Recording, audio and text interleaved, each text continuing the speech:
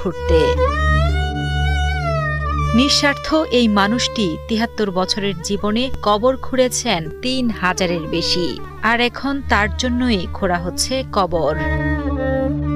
দ্রুত সময়ে কবর খুঁড়তে যাওয়ার জন্য মনু মিয়া একসময় নিজের দোকান বিক্রি করে কিনেছিলেন একটি ঘোড়া। আদরের ঘোড়াটিকে নিয়েই তিনি ছুটে যেতেন কবর খুঁড়তে। তবে কিছুদিন আগে মনু মিয়া অসুস্থ হয়ে হাসপাতালে ভর্তি হলে সেই সুযোগে দুর্বৃত্তরা তার বহু বছরের সঙ্গী প্রিয় ঘোড়াটিকে নির্মমভাবে হত্যা করে।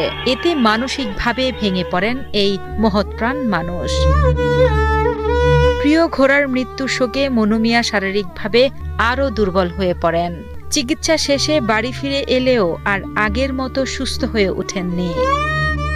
২৮ জুন সকালে জেলার ইটনা উপজেলার জয়সিদ্ধি ইউনিয়নের আগলাপাড়া গ্রামের নিজ বাড়িতে শেষ নিঃশ্বাস ত্যাগ করেন